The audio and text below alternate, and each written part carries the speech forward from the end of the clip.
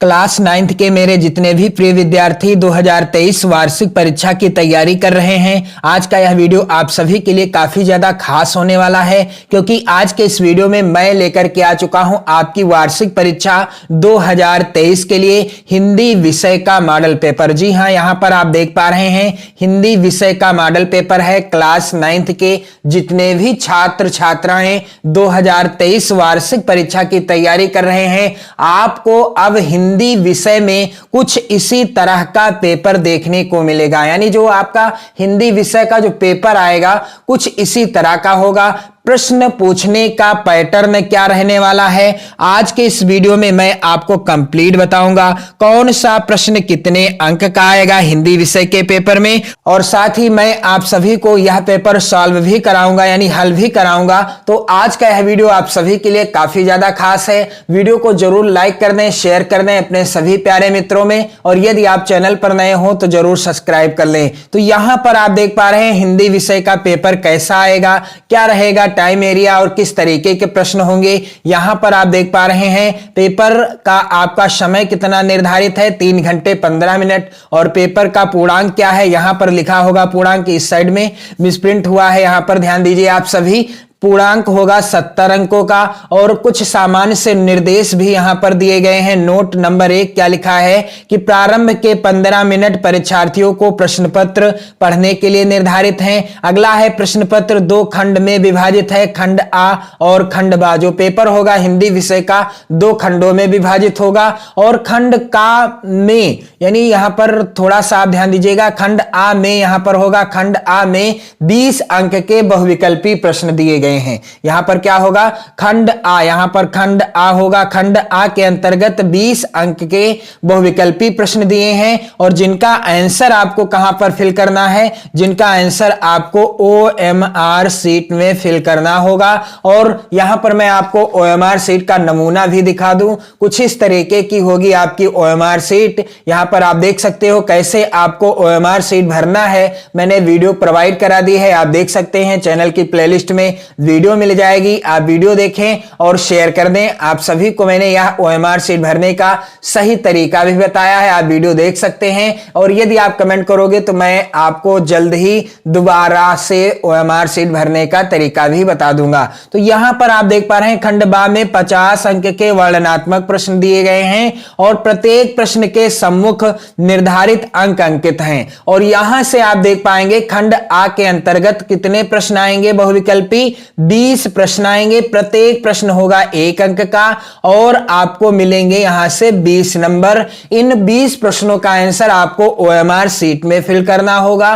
तो आपको OMR sheet भरने का सही तरीका आना चाहिए। यदि आप OMR शीट भरने में जरा भी लापरवाही करते हैं, आपसे गलती हो जाती है, व्हाइटनर या इरेजर का प्रयोग कर देते हैं, तो आपके ये 20 नंबर कट हो जाएंगे, यानी काट दिए जाएंगे। तो बड़ी ही सावधानी से आपको भरना है। तो यहां पर पहला प्रश्न क्या है इस मॉडल पेपर का, प्रश्न कह रहा है भारतेंदु युग की कालावधि क्या है। यहां पर विकल्प दिए गए हैं, पहला है 1700 से 1800 ईस्वी, दूसरा है 1900 से 1930 ईस्वी, और यहां पर तीसरा है 1890 से 1920 ईस्वी, और 1868 से 1900 ईस्वी। तो इस प्रश्न का राइट आंसर क्या हो जाएगा कि भारतेंदु युग की कालावधि यानी समय सीमा क्या है, 1868 ईस्वी से 1900 ईस्वी की जो समय सीमा है भारतेंदु युग की समय सीमा है। तो मैं आप सभी को जल्दी जल्दी इन सभी प्रश्नों का आंसर भी बताता चलूंगा, और कैसे आपको OMR शीट में इन प्रश्नों का आंसर फिल करना है। आप कमेंट करोगे तो मैं जल्द ही वीडियो भी आपको प्रोवाइड करा दूंगा, OMR शीट में भरने का तरीका भी बता दूंगा। यहां पर आप देख पा रहे हैं अगला प्रश्न है प्रश्न संख्या 2, द्विवेदी युग का समय क्या है। द्विवेदी युग का समय क्या है, पहला है विकल्प 1930 से 1952 ईस्वी, दूसरा है 1920 से 1942 ईस्वी, तीसरा है 1910 से 1932 ईस्वी, और चौथा है 1900 से 1922 ईस्वी। तो इसका राइट आंसर क्या है कि द्विवेदी युग की समय सीमा क्या है, 1900 से 1922 ईस्वी। यहां पर जो चौथा विकल्प है यह सही हो जाएगा। और इसके बाद है अगला प्रश्न हिंदी साहित्य का प्रचार प्रसार करने वाली संस्था कौन सी है? पहला है विकल्प फोर्ट विलियम कॉलेज, दूसरा है नागरी प्रचारणी सभा, तीसरा विकल्प है हिंदी साहित्य सम्मेलन प्रयाग और चौथा है उपरोक्त सभी। तो इसका राइट आंसर क्या है कि हिंदी साहित्य का प्रचार प्रसार करने वाली संस्था कौन सी है? दिए गए विकल्पों में से ये सभी संस्थाएं हैं, यानी विकल्प कौन सा सही है? चौथा, उपरोक्त सभी।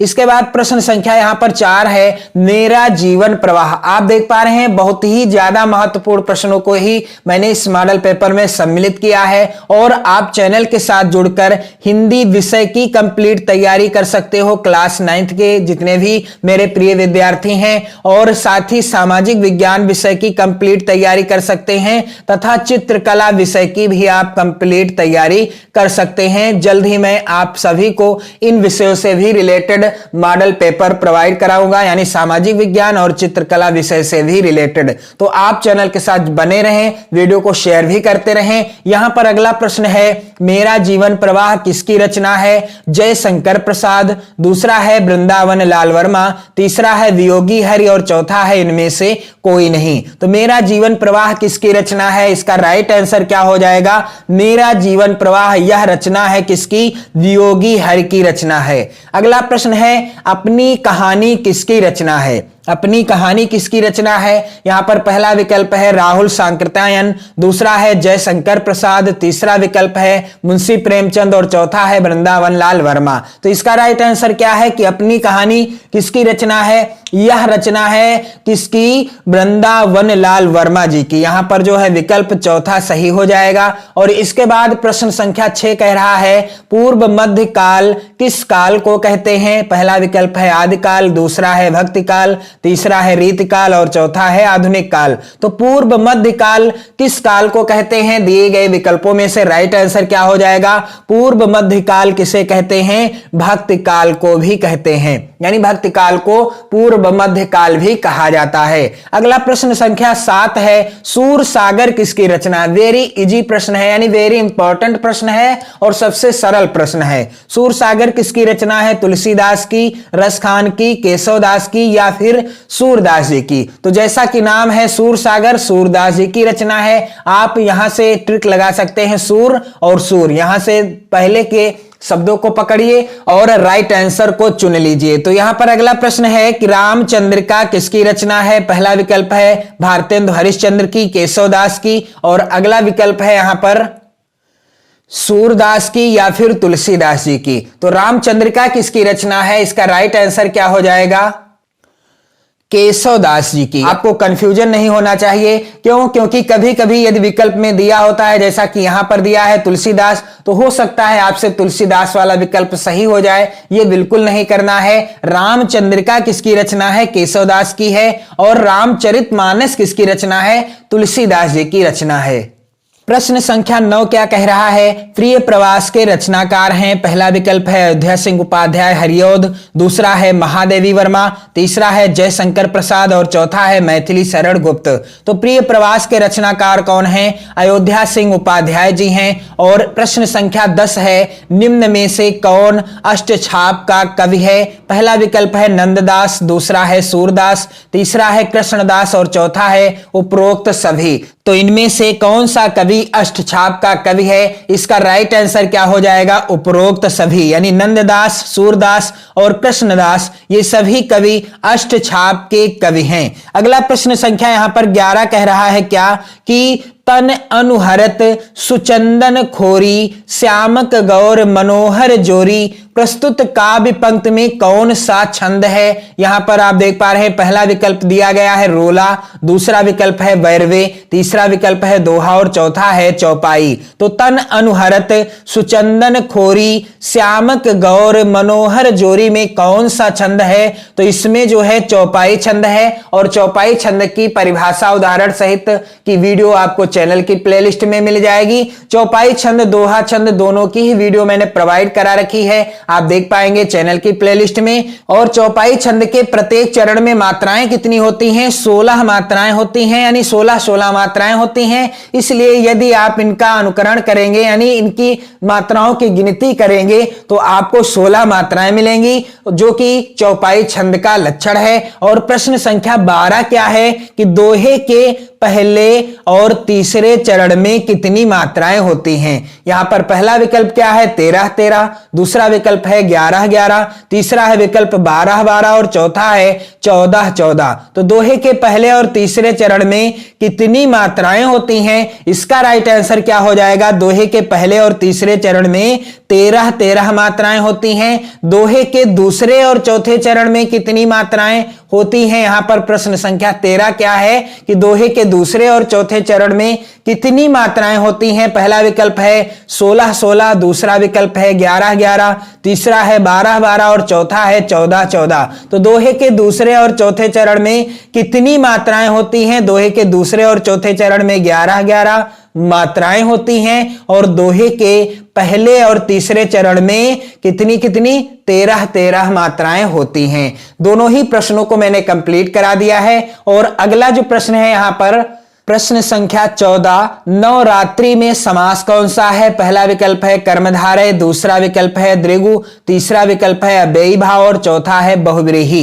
तो नवरात्रि में कौन सा समास है? जिस समास का पहला पद संख्यावाची हो वहां पर कौन सा समास होता है? द्विगु समास होता है। और इस समास में और क्या बात होती है? इसका पहला पद तो संख्यावाची होता है, गिनती बताने वाला होता है, साथ ही अन्य पद किसी समूह या समाहार का ज्ञान कराता है। प्रश्न संख्या 15 है यहां पर भाई बहन सुबह शाम आदि में किस विराम चिन्ह का प्रयोग हुआ है? यहां पर आप देख पा रहे हैं, यहां पर जो भाई और बहन के बीच जो चिन्ह लगा है, सुबह और शाम के मध्य में जो चिन्ह है, इसे क्या कहते हैं? यह कौन सा विराम चिन्ह है? पहला विकल्प है संक्षेप चिन्ह, दूसरा है पूर्ण विराम, तीसरा विकल्प है अल्प विराम और चौथा विकल्प क्या है? योजक।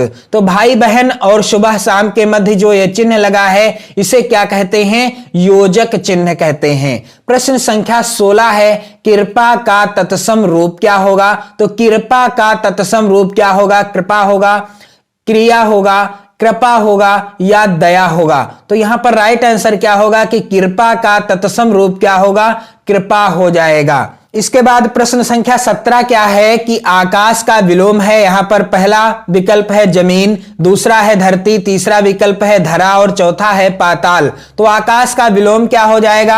आकाश का विलोम हो जाएगा पाताल हो जाएगा। और इसके बाद प्रश्न संख्या 18 क्या है कि अम्बु जल तोय आदि कहलाते हैं। अम्बु जल और तोय आदि क्या कहलाते हैं? उपसर्ग कहलाते हैं, विलोम कहलाते हैं, या प्रत्यय कहलाते हैं, या फिर पर्यायवाची कहलाते हैं? तो अम्बु जल और तोय ये क्या हैं? ये सभी पर्यायवाची हैं। तो राइट आंसर क्या हो जाएगा? पर्यायवाची। प्रश्न संख्या 19 है यहां पर परमौषधि में संधि कौन सी है? गुण संधि है, दीर्घ है, यड़ है या फिर वृद्धि है? तो यहां पर राइट आंसर क्या होगा कि परमौषधि में वृद्धि संधि है। यहां पर जो चौथा विकल्प है सही हो जाएगा।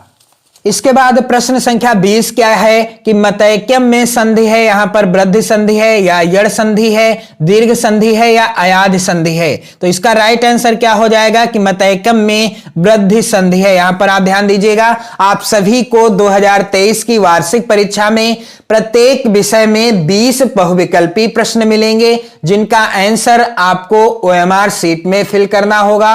और आपको OMR शीट में इन प्रश्नों का सॉल्यूशन देकर मैं आपको बताऊंगा कैसे आपको फिल करना है। आप कमेंट जरूर कीजिएगा। इसके बाद पेपर में आप देखेंगे खंड बा के अंतर्गत जो प्रश्न आएंगे कुछ इस तरीके के। प्रश्न संख्या 21 का के अंतर्गत दिया गया है निम्नलिखित गद्यांशों में से किसी एक के नीचे दिए गए प्रश्नों के उत्तर दीजिए। तो 21 का के अंतर्गत यहां पर गद्यांश दिया गया है, आज उस दिन की बात याद करके मुझे जितनी ग्लानि हो रही है उसे प्रकट नहीं कर सकता, मैं उसे खोज निकालूंगा और पैरों पर गिरकर अपना अपराध क्षमा कराऊंगा। यह गद्यांश है, यहां पर आप देख पा रहे हैं। और इस गद्यांश पर आधारित दिए गए हैं 3 प्रश्न। पहला क्या है, उपर्युक्त गद्य खंड का पाठ का तथा लेखक का नाम लिखिए। यह जो गद्यांश है यह किस पाठ से लिया गया है और इसके लेखक का नाम क्या है। दूसरा है रेखांकित अंश की व्याख्या कीजिए। जो भी रेखांकित अंश होगा गद्यांश के अंतर्गत उसकी आपको व्याख्या करनी होगी।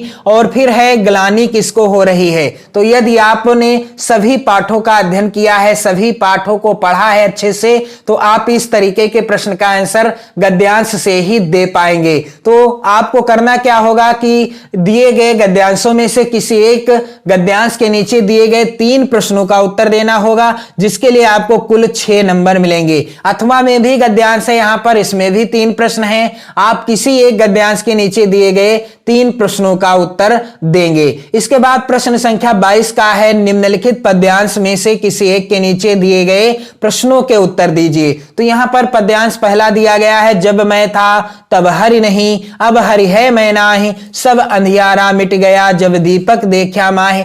कबीर दास जी के द्वारा जो लिखा गया साखी शीर्षक पाठ है उसी से यह लिया गया है। और कबीर दास जी की सभी साखियों से रिलेटेड वीडियो आपको चैनल की प्लेलिस्ट में मिल जाएंगे, आप देख सकते हो। तो यहां पर आप देख पा रहे हैं पहला प्रश्न, व्यक्ति को ईश्वर के दर्शन क्यों नहीं होते हैं। दूसरा है, सब अंधियारा मिट गया जब दीपक देखा माह का आशय स्पष्ट कीजिए। और तीसरा है, प्रस्तुत दोहे में कौन से अलंकार प्रयुक्त हुए हैं। और अथवा में भी पद्यांश है, चारु चंद्र की चंचल किरणें खेल रही हैं जलथल में, स्वच्छ चांदनी बिछी हुई है अवनि और अंबर तल में, पुलक प्रकट करती है धरती हरित तृणों की नोकों से, मानो झूम रहे हैं तरुभी मंद पवन के झोंकों से। तो मैथिली शरण गुप्त जी के द्वारा रचित जो पंचवटी शीर्षक पाठ है मैंने कंप्लीट पढ़ा दिया है, आप वीडियो देख पाएंगे चैनल की प्लेलिस्ट में। और आपको करना क्या है, किसी एक पद्यांश के नीचे दिए गए 3 प्रश्नों का उत्तर देना है, जिसके लिए आपको 6 नंबर मिल जाएंगे। इसके बाद यहां पर आप देख पा रहे हैं अगला प्रश्न क्या है, प्रश्न संख्या 23 का के अंतर्गत क्या पूछा जाएगा, निम्नलिखित संस्कृत गद्यांश में से किसी एक का संदर्भ सहित हिंदी में अनुवाद अपने शब्दों में कीजिए। तो संस्कृत के 2 गद्यांश आएंगे, यहां पर महत्वपूर्ण गद्यांश पूछे गए हैं इस मॉडल पेपर में। आपको किसी एक संस्कृत गद्यांश का संदर्भ लिखना होगा और हिंदी में अनुवाद करना होगा, जिसके लिए आपको 4 नंबर मिलेंगे। इसके बाद यहां पर प्रश्न संख्या यहां पर 23 का है, निम्नलिखित संस्कृत पद्यांशों में से किसी एक का संदर्भ सहित हिंदी अनुवाद कीजिए। तो यहां पर आप देख पा रहे हैं संस्कृत के कितने हैं, 2 पद्यांश हैं। आपको किसी एक संस्कृत पद्यांश का संदर्भ लिखना होगा और हिंदी में अनुवाद करना होगा, जिसके लिए आपको कितने नंबर मिलेंगे, 4 नंबर यहां से भी आपको मिलेंगे। प्रश्न संख्या 24 इस तरीके का आएगा,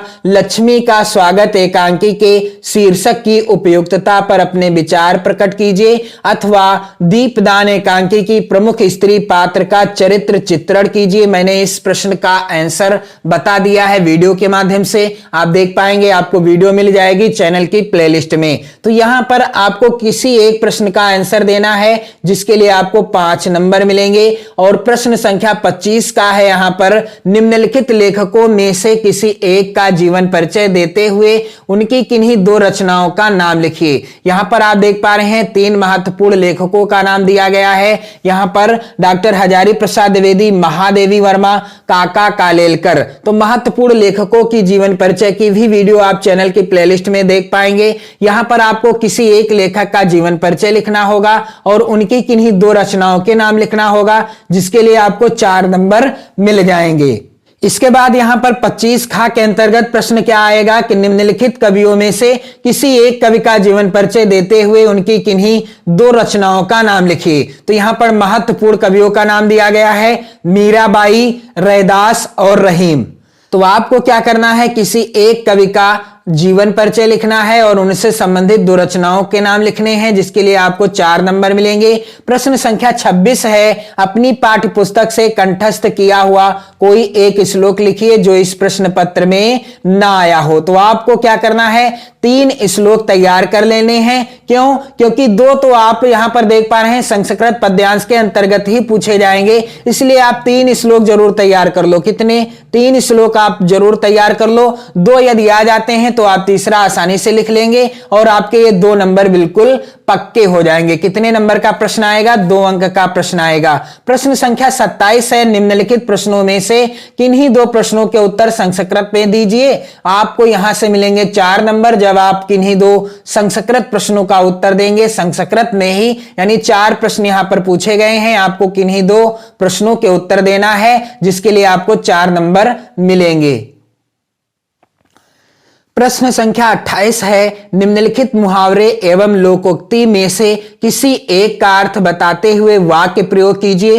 तो यहां पर आप देख सकते हैं, पहला है आस्तीन का सांप होना, दूसरा है आंखें 4 होना, तीसरा है आंखों के सामने अंधेरा होना और चौथा है अक्ल बड़ी या भैंस। आपको किसी एक का अर्थ बताना है यानी अर्थ लिखना है और वाक्य प्रयोग भी करना है जिसके लिए आपको 2 नंबर मिलेंगे।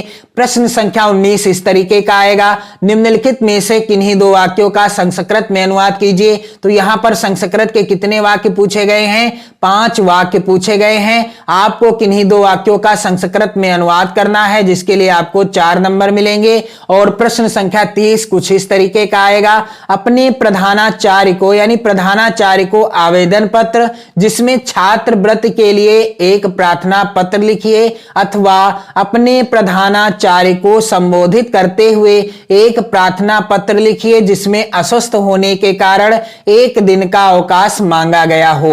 तो आपको किसी एक प्रश्न का उत्तर देना है जिसके लिए आपको 5 नंबर मिलेंगे। तो ऐसा आएगा आपका हिंदी विषय का पेपर। मैंने सभी प्रश्नों को आपको बताया है, साथ ही हल भी कराया है, यानी जो बहुविकल्पी प्रश्न हैं इस मॉडल पेपर के इनका आंसर भी बताया है। तो उम्मीद करता हूं आप सभी को वीडियो पसंद आया होगा और यदि आप कमेंट करोगे तो मैं जल्द ही इन सभी प्रश्नों का फुल सॉल्यूशन, जी हां, ये जो बहुविकल्पी प्रश्न हैं इनका आपको आंसर OMR शीट में कैसे भरना है मैं आपको वीडियो प्रोवाइड करा दूंगा और कैसे वर्णनात्मक प्रश्नों का आंसर अपनी बोर्ड परीक्षा की कॉपी पर लिखना है मैं आपको वीडियो प्रोवाइड करा दूंगा। बस आप कमेंट करिए, वीडियो को शेयर कर दें अपने सभी प्यारे मित्रों में। पढ़ते रहें, मस्त रहें, स्वस्थ रहें। जय हिंद।